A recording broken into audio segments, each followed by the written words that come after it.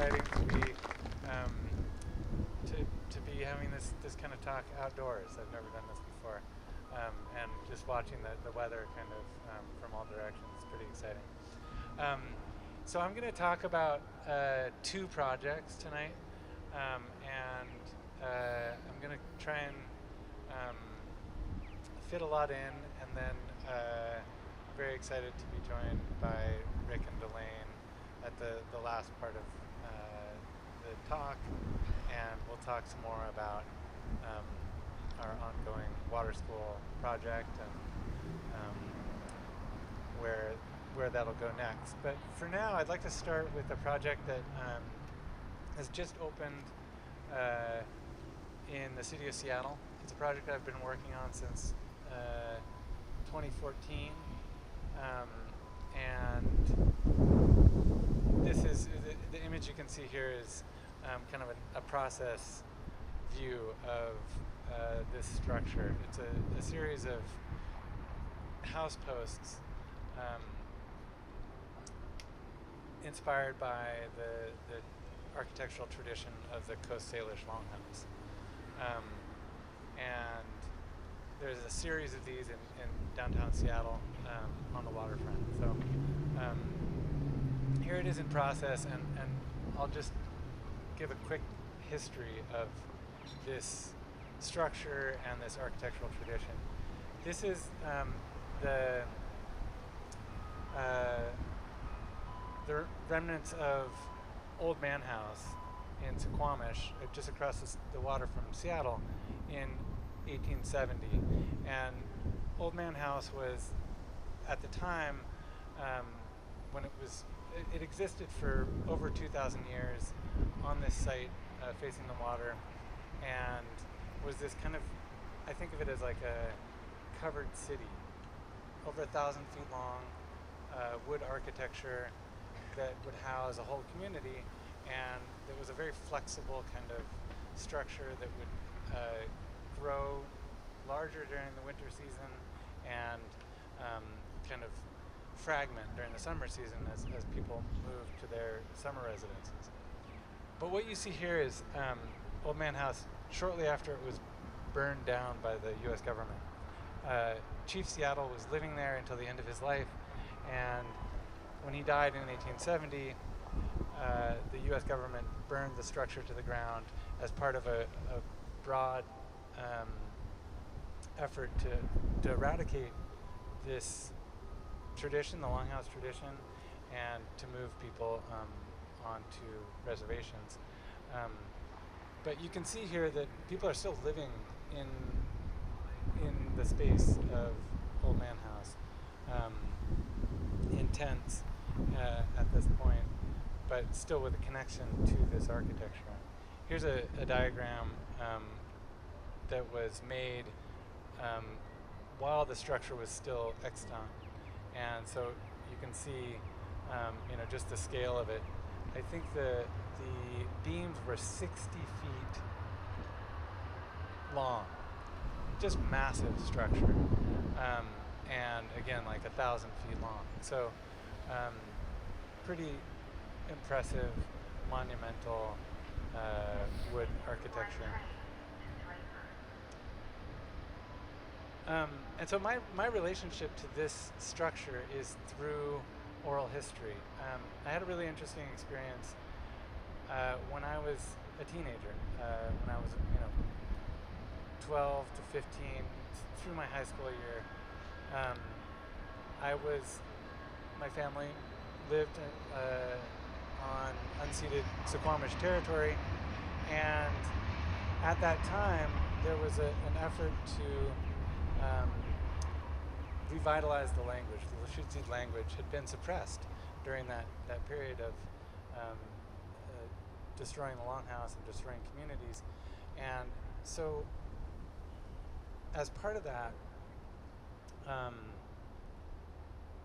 Lawrence Webster was the tribal chair of the Suquamish tribe at that time. And he had been born in Old Man House in 1899. So on that beach there, you could see the structure remaining, the old man house. And in 1905, he was sent away to boarding school where he was punished for speaking the language. Lushootseed was his first language, his only language, and from age 6 on, he was forbidden to speak the language. And so fast forward to 1990, when I was 15 years old, and Lawrence Webster would have been around 90. And what you see here, this page is from the Lushootseed texts written by the great knowledge keeper and linguist Vi Hilbert. And so she inscribes the book in Lushootseed to Lawrence Webster. She must have been about 70 at that time. And Lawrence Webster turned around and gave the book to me as a teenager. And for me, this moment is really important, this kind of intergenerational knowledge transmission and learning. And so along with my initiation into the Lushootseed language, I was introduced to this architecture, the architecture of the Longhouse. And for Lawrence Webster, that building was still just incredibly vivid in his mind. He described it, and I experienced it as this monumental architectural space. And again, when we started speaking Lushootseed together in 1990, he hadn't heard the language spoken in 85 years. And so this kind of transmission was really, really powerful. It remains really powerful for myself and anybody else who is involved. And so when I got asked to do a piece for the Seattle waterfront, originally I had in mind a very different project. I was thinking of a massive monumental wood and concrete structure. And I realized it was going to require kind of heroic engineering, and it was not what I wanted to do. So I started to think back to what's always been there. And of course, this architecture was there before the city of Seattle ever existed. So I started thinking back to that. And thinking about the house post in particular. This here is an image of a house post. And this is a particularly Salish form that combines architecture. It's an architectonic structure that holds up this massive building, but it's also sculpture. It's a sculptural expression, and these posts had a great and very complex significance within the building and within the community. They're treated almost as people. And so these two posts were carved by Chief William Shelton from Tulalip. And Shelton is a really pivotal figure who took this ancient tradition and modernized it. I think of him, he was a contemporary of Picasso. He was taking this form that was being actively oppressed and outlawed, essentially, and he modernized it, he revolutionized it, and he made these house posts into a new form that was influenced by northern totem pole carving, but remained distinct from that. And he, through his work, published a book explaining his work and documenting the house posts and the totems that he carved during his life. Here's Chief William Shelton at work. And so I'm not a tribal member. I grew up, like I said, on unceded Suquamish land. But I have great reverence for the artists who have come before me, but I wanted to create a structure that would allow many of us to work together at the same time. And to work in this tradition. So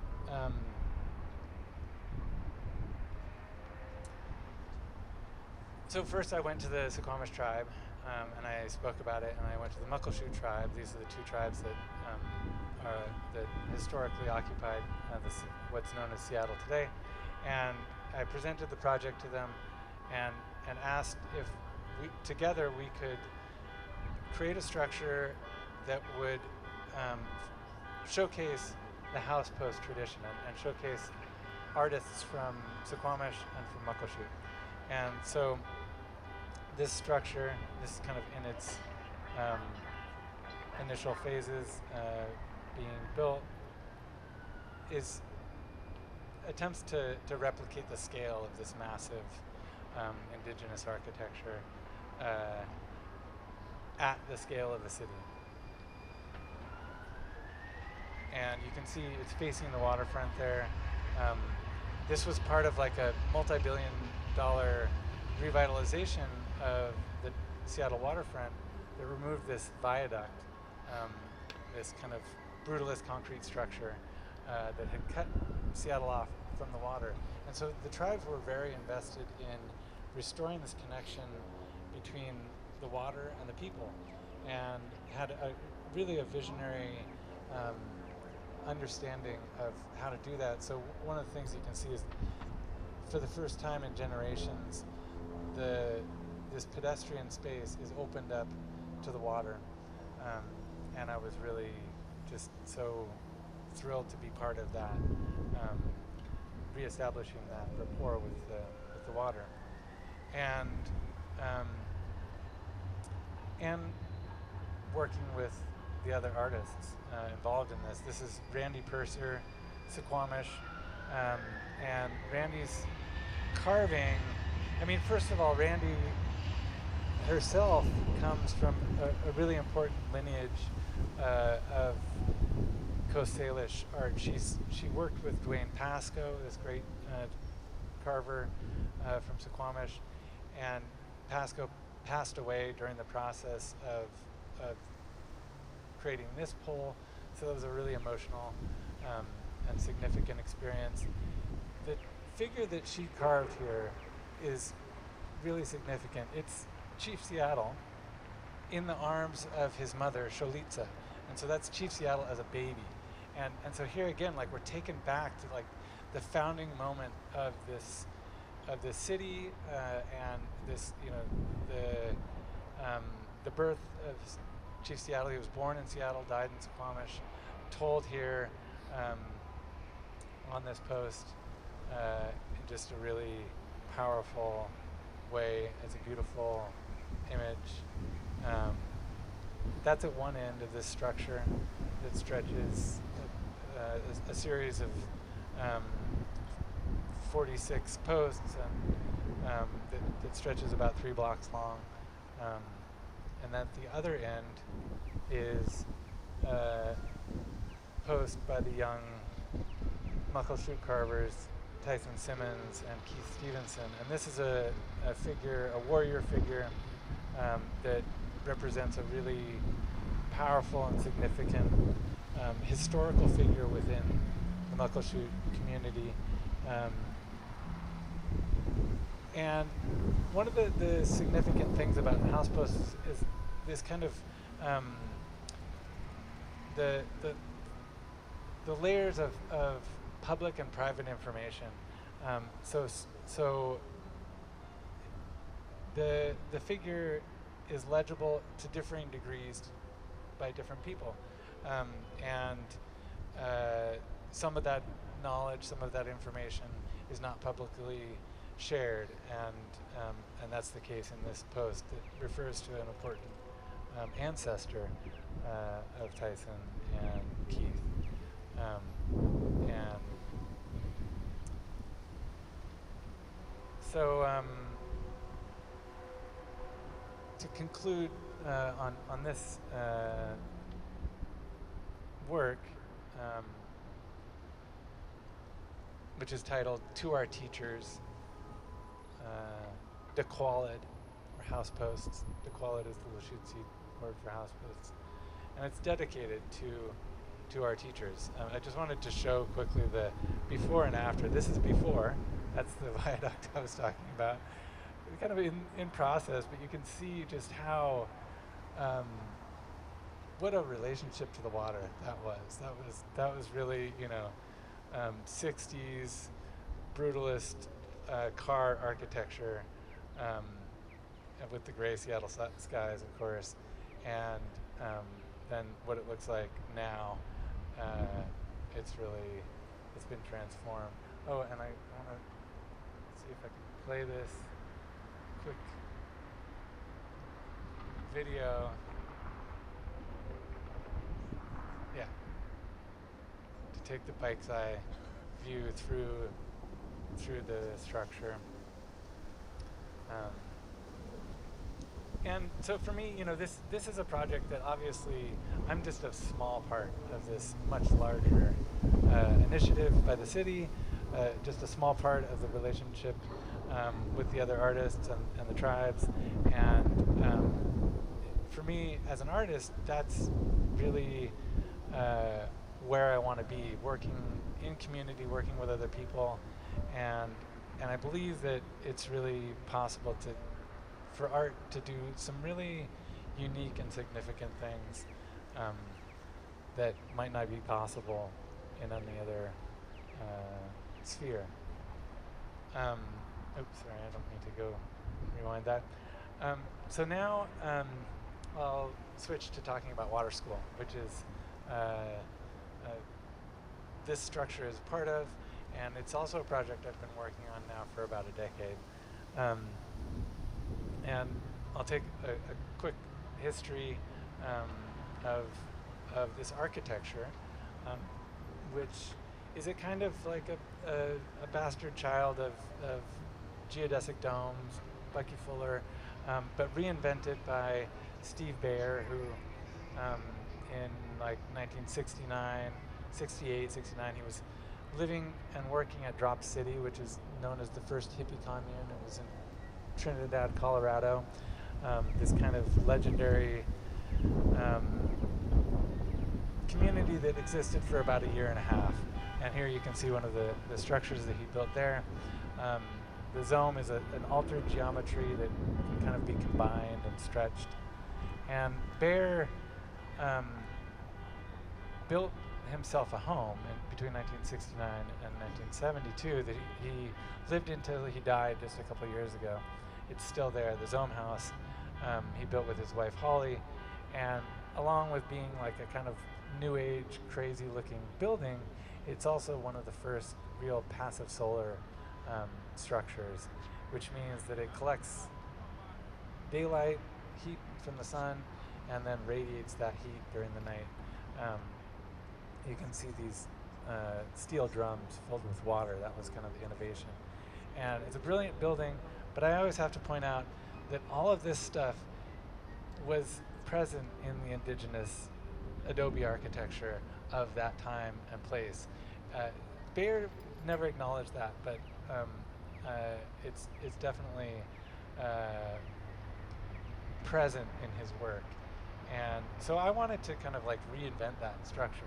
And what I did is I went to his house, I took a 3D scan of the building and recreated that geometry. And I created this structure first in Switzerland for the art fair, Art Basel. But I had in mind that this was a nomadic structure. So I created this kind of plywood shell, a building without a site. And I thought, we'll find a place for this.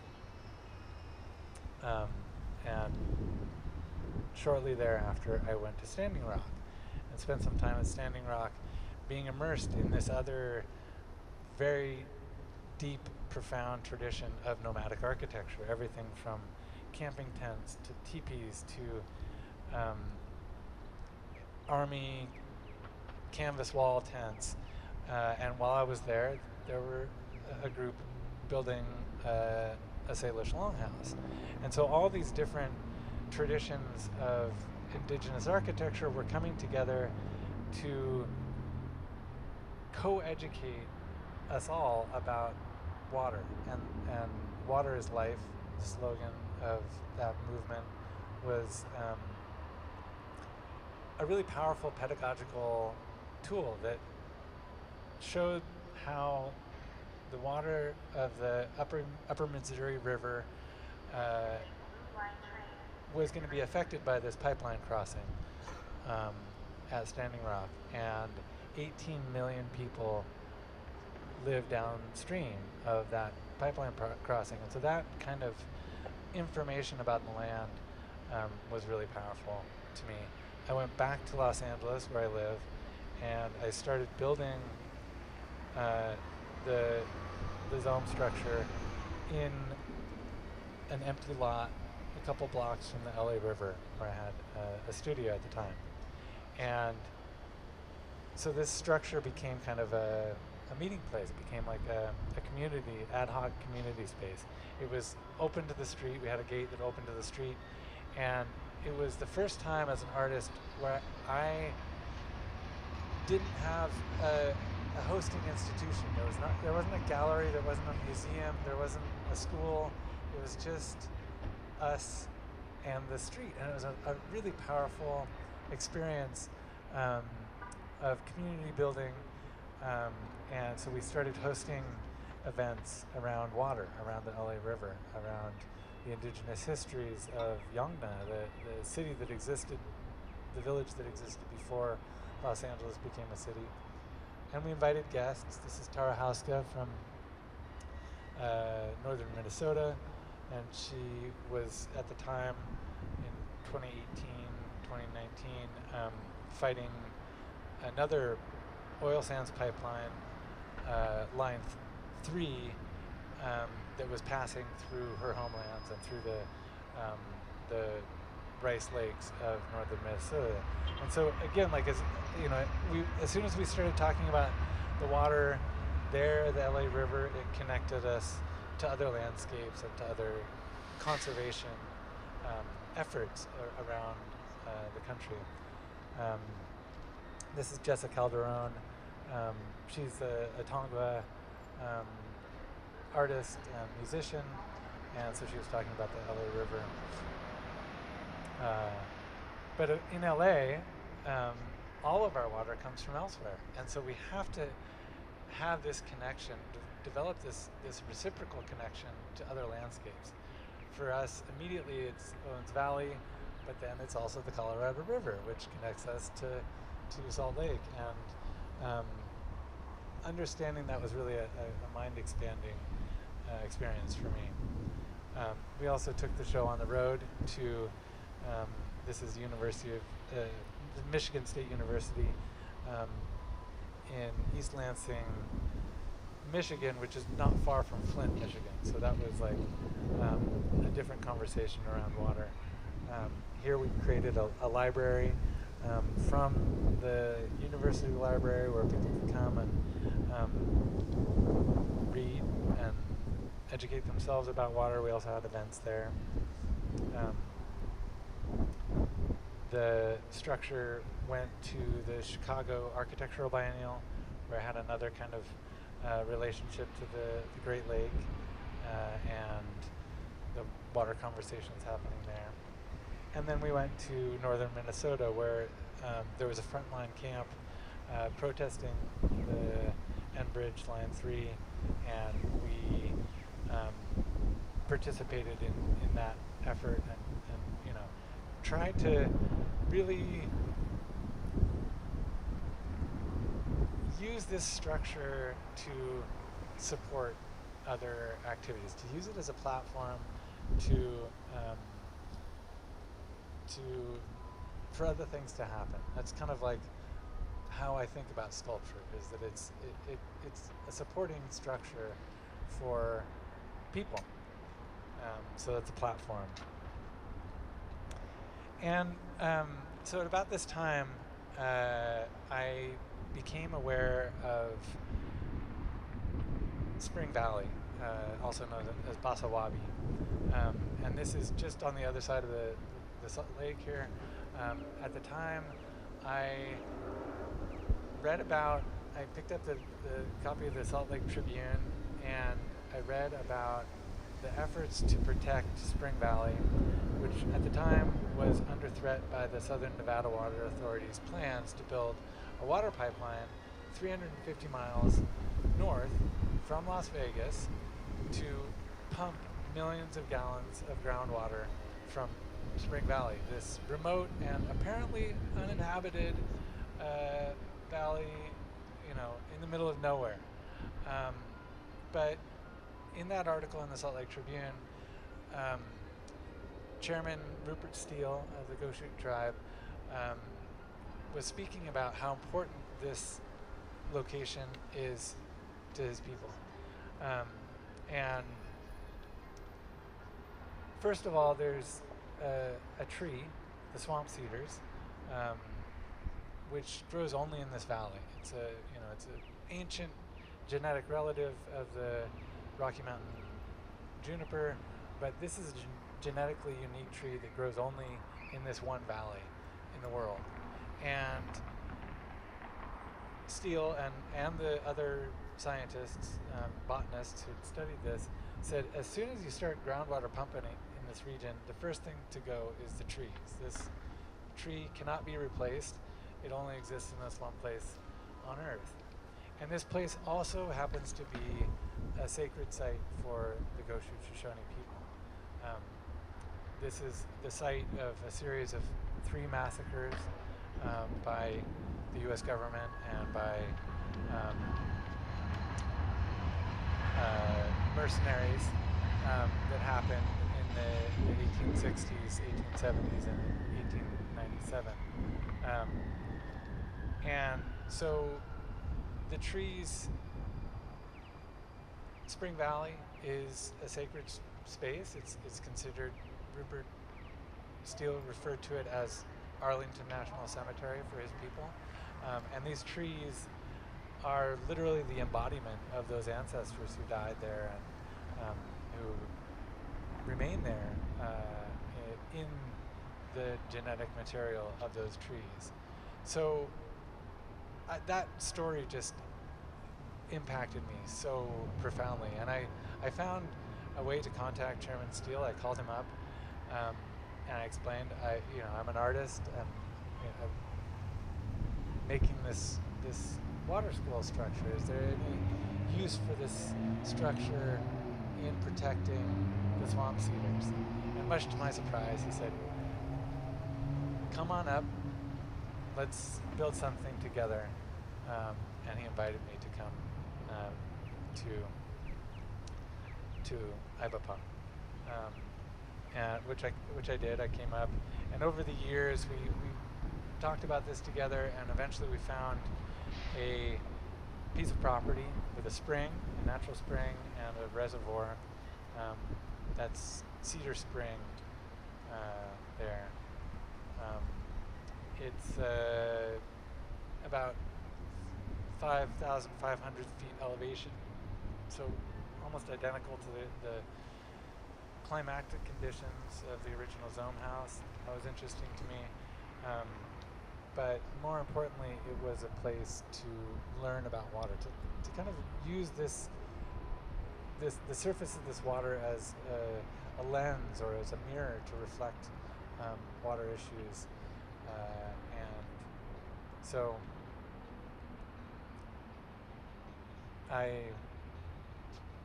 one of the things that I was fascinated by is interbasin transfer. This idea of what happens to all this water underground. And Chairman Steele, the state scientists said, it's fine, we're going to pump in this one area and it won't affect the surrounding valleys. It's fine, we're only going to pump here.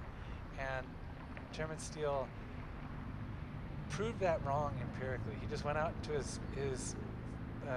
the creek that runs in front of his house, and he put some dye in the water in that stream, and sure enough, a few days later in the adjoining valley, the colored water came up, and it just, it kind of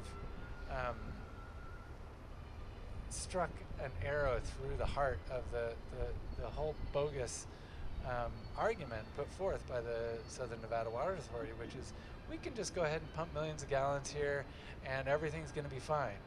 Absolutely not. That was a really powerful learning moment, and so I kind of just was interested in understanding that, mapping that, and understanding what goes on underground. This is an aerial of the site, and you can kind of see to the left of the image is Antelope Valley, which is kind of the northern end of Spring Valley, and this site here it's a very remote area, but for me, I hope it's a space for learning and interpretation of the whole Spring Valley region. Here's another view of it. You can maybe kind of see the little dot of blue off to the left-hand side there. Beautiful panorama. And so with a place like this, it's a really special place. It's just beautiful, trees, vegetation, animals, elk, antelope, deer, wild horses. It's the home to many animals, and it's a very special place. And so my first priority is not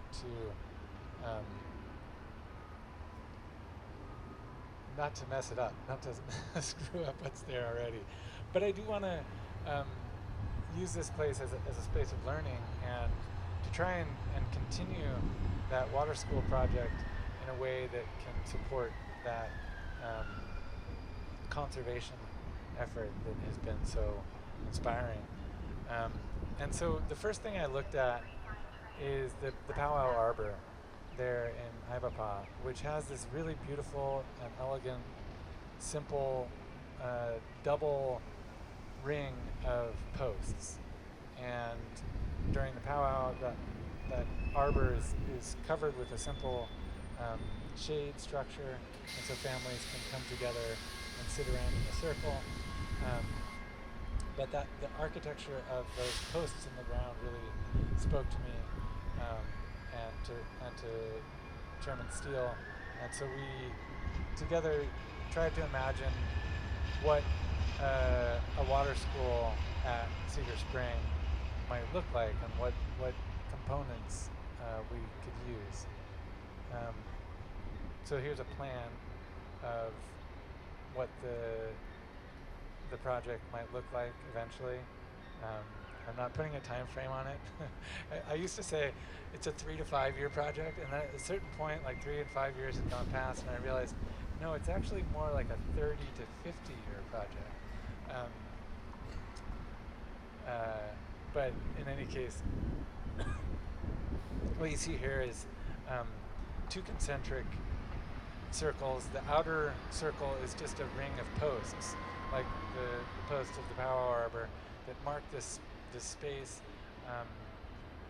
and create a circle that we can walk around. It's a 40-acre plot, but even on this small area, there's several different microclimates. There's a canyon area.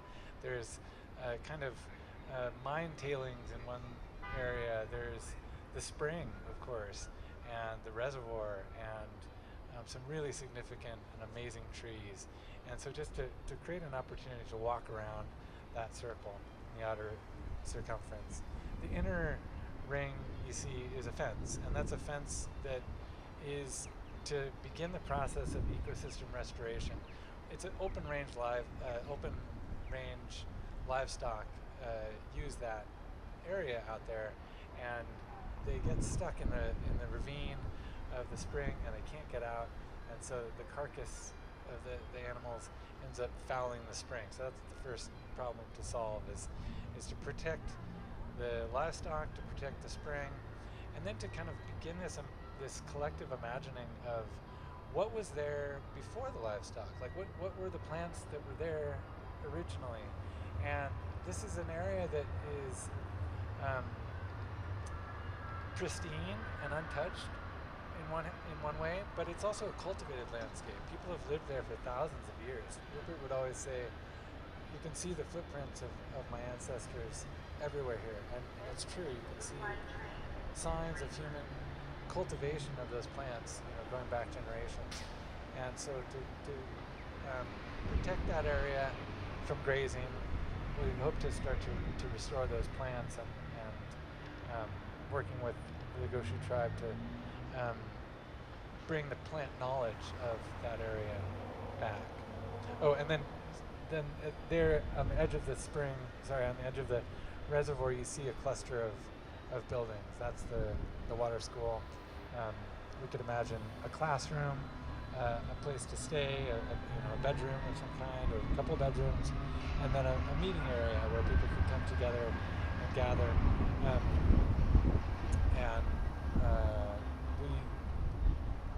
I lead groups of people out there every year, and it's really significant to experience this place together. Here's another rendering of it. We see that very particular vocabulary of fence posts and telephone poles, which is like really, in the West, just driving across Salt Lake today, you see all these different variations on this very simple vocabulary. I love it. But that's what it looks like, or not right now, this is a winter scene, but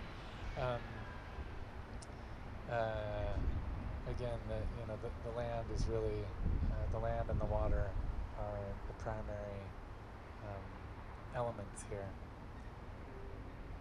And the people. This is really, again, a project that is that has been conceived of by many of us.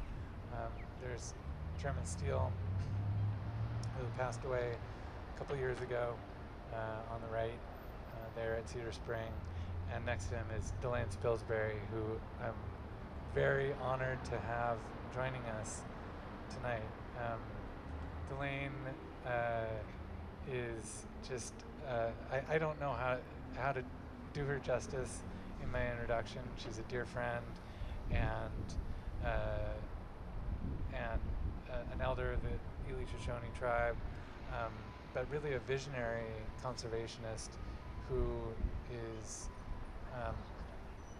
as much as anybody, really responsible for defeating the SNWA pipeline and preserving Basawabi, Spring Valley, for all of us, for the future, for generations. I can't think of a greater accomplishment. And in addition to that, Delaine and Rick both have been involved with art throughout their lives, and have supported artists and have created space and created a market for traditional artists that they work with. So I wanted to just kick off our conversation, Delaine and Rick, by asking about that connection and how you see maybe, to go back to what we were talking about earlier. I'm going to get her name wrong. I'm sorry. That's Elisa, the Shoshone basket maker, and just the importance of basket making and how that connects to the land.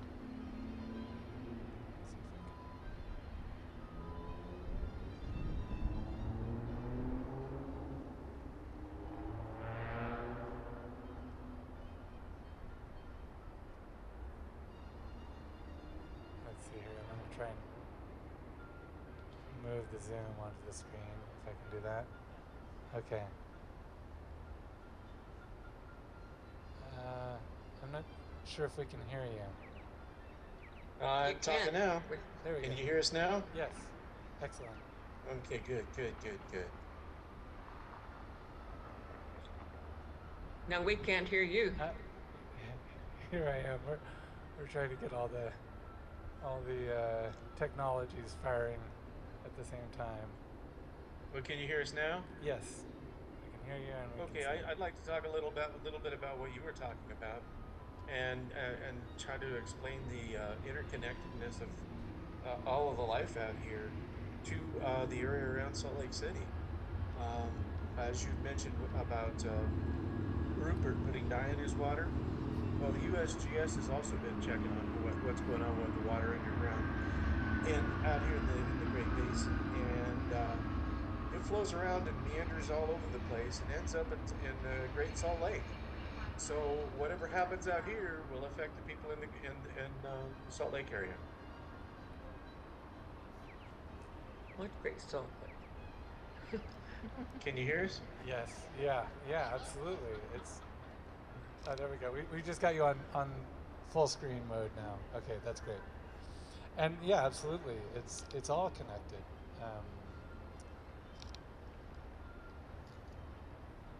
Well, Rick and I are connected really tightly to the Great Basin Water Network that's been fighting this water withdrawal from the Great Basin to be sent who knows where now. And originally it was to go to Las Vegas, but now there's so many more applicants or duplicants on that matter. We could be shipping it overseas and and we wouldn't know it. So it's quite a challenge. We held on to it pretty tight for a number of years, and we were able to keep it in pretty much under semi control. But things are just blossoming and exploding here and there in places that we haven't even related to that water. So it's getting to be a much bigger problem than it was.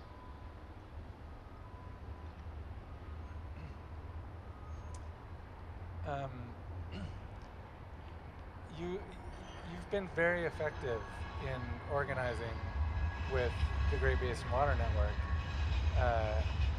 and I wonder if you could just talk a little bit about that, about how you've brought together community around this. I think you're. Oh, okay. Well, I think one of the things is we really want to save the land as close to it was for our ancestors, because that was the most life you could get out of the area naturally. And they existed here for many centuries. Thousands of years, at least 10,000 years. And without destroying it. The coalition that you've brought together, I always find this really interesting. The coalition that made Great Basin Water Network so effective includes tribal people, but it also includes, the ranchers and, people really across all kinds of different, I always think of it as a very unexpected coalition of people who have come together effectively to fight for a grassroots conservation. Well, we've tried really hard to be the adults in the room, and I think there are other people that want to be also. Yeah. And we were quite successful with the project of the size it was when we were first introduced to it, and but it's just going so far out of bounds that I'm not sure that there is an answer unless unless like somebody grows up. Humanity has to grow up. And that's a good reason for art, because I see art as a reflection of our culture, but it also inspires our culture to change. Yeah. Well, I think a lot about the role of storytelling in your work. That it's the story that I just told. It's really your story, and it's been deeply affecting and profound for me to hear that from you, and just interesting, like um, how you've used that oral history and tradition to connect people to the land. Because I think that's kind of what it comes down to is establishing real connection and affection for this land from people who might not know of it before, right? Well, our ancestors didn't have longhouses because we didn't have great big trees. In fact, to tell you the truth, we kind of lived in baskets. Oh yes. And there was more like backpacking than it was a city. But it was what worked in this particular area because there weren't many resources, and you had to pick up and move someplace else because sooner or later all the animals ran off. And animals for lunch. Oh, by the way, did you like that elk chili? I loved it. Thank you. It's delicious. It's always delicious. It was clean. It was bow killed. If Wow. it didn't get if it got killed by an arrow, it isn't clean.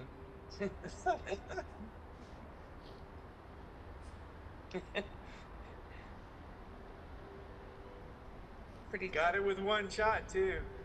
Wow. Oh, that's the big one that you took last year. Yeah, you can probably see it right there. I don't know, can you? Yeah. It's too dark in here. A little dark, but I'll turn the light on. we can see the rack. Wow. Yeah. Well, that's okay. Well, if you want, I'll turn the light on. It's kind of off what we're trying to talk Subject about. matter. Well, But is it though? I guess we're going to show you some baskets. Yeah, show some baskets. Let's talk about. I'll turn the light on. Sounds good. I mean, I think Yeah. also that They were the containers of they were the containers that our people used because before we do that, we can show you my elk. wow, Can you see him? Because I can't. I don't have my glasses on. very impressive.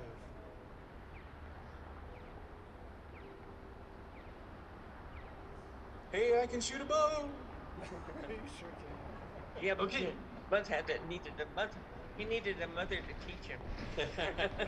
Why don't you show him that duck? We can kind of switch over. We can switch over to the Basketry. to the basketry. That's also a. Can you see that? Oh, hold it up. Wow. It's a little miniature duck. The full size ones are size of duck, of course, and they're made from willow and such like that, and used for decoys, but also a piece of art. Right. Something That's to the figure. art. Yeah, and it gives you kind of an idea of how our ancestors had to be resourceful, and in the process, they got to be creative. Yeah, and observant too. I love this, like, the simple economy of that form. It's obviously a duck. Like even for ducks, like it obviously it works. It's functional and elegant. Maybe we'll show you another functional thing. Oh, Can you see that? yes. The dark brown in the middle, that's where the pine nuts go. Wow. Go ahead and tell them about it, Mom. Well, the pine nut season was all quite long because we originally, early in the fall, we would harvest the pine nuts while they were still in their burrs, and and we tried would gather as many as we can and to hopefully to last through the winter, and oftentimes the women were so adept at using these baskets. They would throw coals, red hot coals into with the raw pine nuts and cook them by shaking them up and down and not burning the basket. Human food processor. Yeah. So everything that we existed in came off the land, and since I'm almost in my next century, as a child I lived the old way. We hunted, fished, and gathered, and everything we did was pretty much off the land, and so I learned a lot about the old ways, and the food was really good, and the fish and all the outdoors was really wonderful, but there was sure some long days, long skinny days in between. Uh, we didn't have the problem with the water because we weren't greedy then. We just drank what we could, probably carried it around on walks and hunting trips, but said we didn't have the access to all the other uses for water. We didn't have any problem with that, but now water is utilized it very heavily in so many procedures that the supply is just not there. Our ancestors lived a little bit like, if you were going to consider it nowadays, if you're going to go try to live like them, it would be backpacking, where you tend to wander around some, and you can only carry what you got on your back, and you realize, or at least I've realized on long backpacking trips, that you can have a wonderful time on less than 2 gallons a day of water. Well, it definitely instills a respect for how precious water is, right? If you have to carry it, you realize how heavy it is. Yeah. If you have to collect it, you see how much work it is.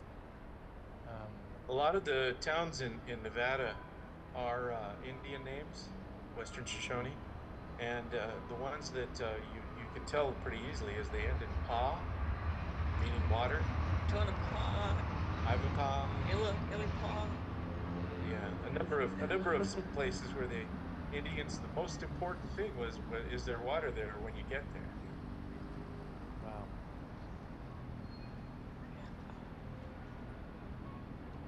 Especially when you got to walk. Yeah.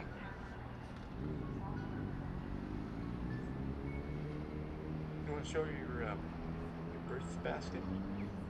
Oh, and basketry was uh, as a part of our lives. Uh, one of my, it was made by one of the Indian ladies, Wasn't and it your aunt? I don't know if she was an, and they were given that was given to me when I was a child, just to help me through my life. It had berries that cut the uh, the cord, the They weaving darkened cord. it with berries, yeah. Yeah, and it's a really tight basket. I could probably Yeah. carry water in it, and it's been holding up and holding me up for Actually- many years. Actually, our ancestors had canteens made out of baskets. They'd seal it all up with pitch, Oh wow. and then they could carry water in baskets. I made a basket. Show us. Wow. It's for showing. Yeah, you don't carry water in that. Not yet.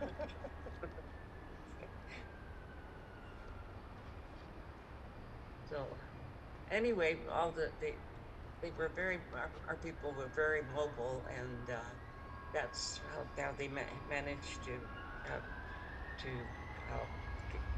to eliminate them because they pretty much stayed together and would move from a location when they were short on whatever they were short on. And this year, or we up until this year, we've been trying to establish a sacred site in Spring Valley, out where near your near your property. We were just thinking about it. It looks like Spring Valley is about 30 miles due east of us, Yeah. and Cedar Springs is about 50 miles northeast of us. Mm-hmm.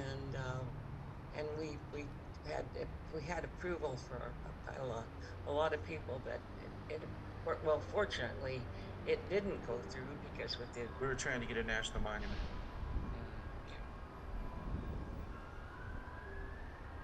so we'll be working So we'll on still it be trying. when the climate gets a little nicer. When the political climate starts climate, getting yeah. sane again. Right. Which may never happen, but it probably will. It's just a matter of time and a lot of effort. One of those efforts was our effort at Basawabi, and part of that was because we have a direct connection to one of the massacres, which is kind of sad, but it is true.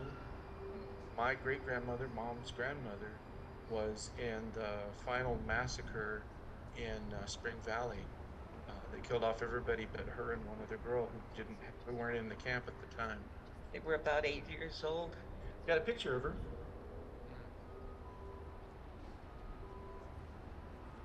This picture will be used. Man, I can't. There we are. That kind of looks like you can see it, can't Yeah. you? Okay. Yeah. These two little girls were 8 years old, and instead of being in camp working with with the people, they had taken a walk and going out to discover the world. When their camps were raided by two different surges of Mormons and whatever else they could get to come Locals. in. Locals, because the they wanted those the farmers and ranchers wanted that land there for that very rich land in Spring Valley for themselves. And so when the two little girls came back from their walk, they found just the desecration, and they were able to walk probably about how far was that? About south 20, 30 miles. 20 or 30 miles south to the Swallow Ranch, which was in South Spring Valley, and the Swallow family was kind enough to take them in, and the other girl was from over in your area, and she went Back to Ivapaw. back to Ivapaw, and the Swallow people raised my grandmother till she matured. And that picture, we think that was probably when she became a young lady, and it was uh, they since they were out in Spring Valley, they used that for, to show to the available men that this lady is ready for marriage. And So this is a few years later, the picture you saw. yeah. So anyway, my mom's family and everything, and they all ended up in Baker, Nevada. Right. And the picture you saw will be used in art by Jack Malott. Jack Malott. He's done a painting for us that will go in the area of Basawabi over in Spring Valley, where we can inform people that those massacres did happen and it won't get forgotten. Right. Wow. So that image For years. that you showed would become a painting and then a sign that will be Mm-hmm. publicly. Art might just influence politics. It's beautiful. Yeah, it's one of the things I was going to ask you. Maybe we can leave it here, and if anybody has any questions, we can open it up. But I'm just curious. You know, the other night we were talking about land art, and um, you know, there's many different traditions of land art. You know, there's contemporary, more recent things that are these kind of monumental projects on the land, um, but I also consider, you know, these traditions, the Western Shoshone, the ways of using the landscape and the resources to really be forms of land art, and some of it you can still see out there.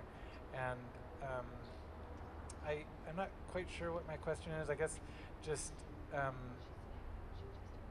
you know, along with this sign, what other forms of art do you see out in areas like I Spring have to Valley? talk.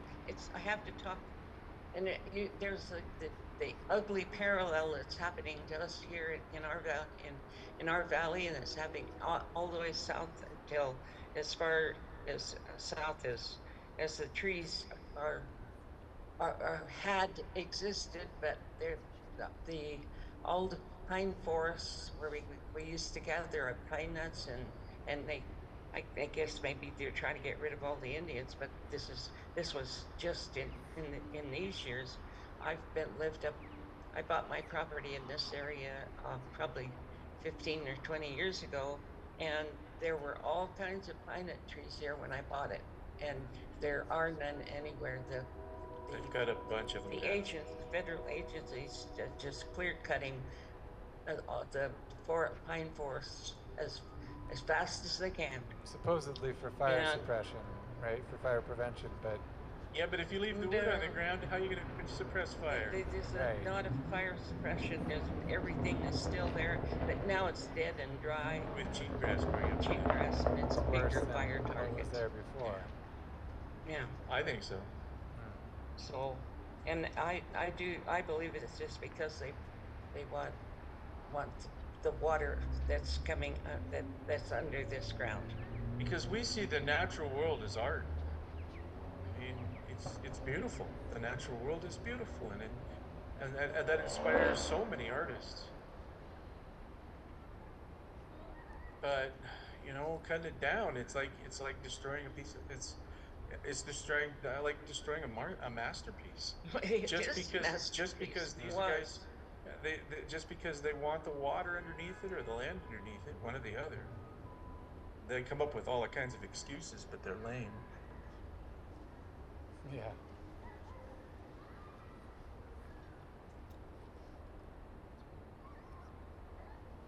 Okay, I won't bother you anymore. So No, what we thank need you. is art. No. So I've run out what of. we need is what we need is art to help remind people that this is important here. Yeah. Yeah. Yeah. I really.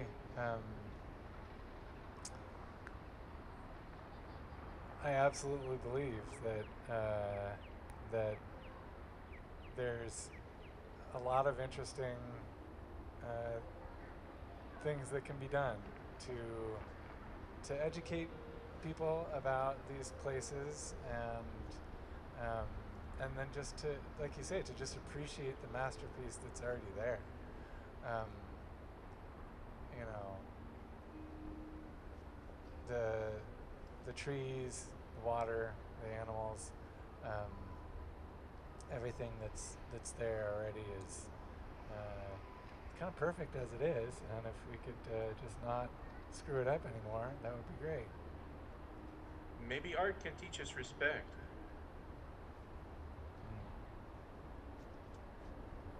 Yeah.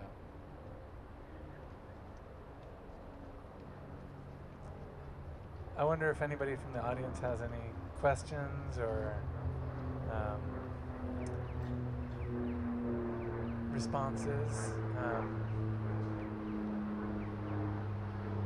know how I would have to pass the microphone, I guess, or you could just shout out.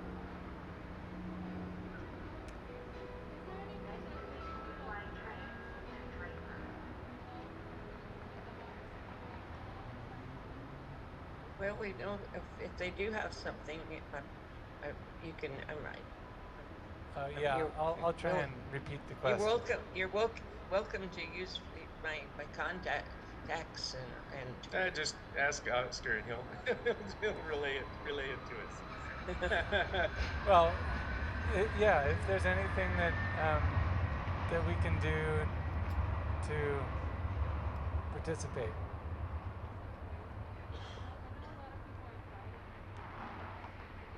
To participate, Yeah. um, obviously you can help out with the Great Basin Water Network. Great but, Salt Lake. Yeah. You can That's what I was try to gonna save say. the Great Salt Lake. And you can just come out and take a look and wander around in the rural areas of Nevada and Utah when the weather's good, and you'll find out it's beautiful out here. Yeah. Well said. Yeah. Spend time on the land. We will yeah, share. And check out Great Basin Water Network. Always amazing what they're up to.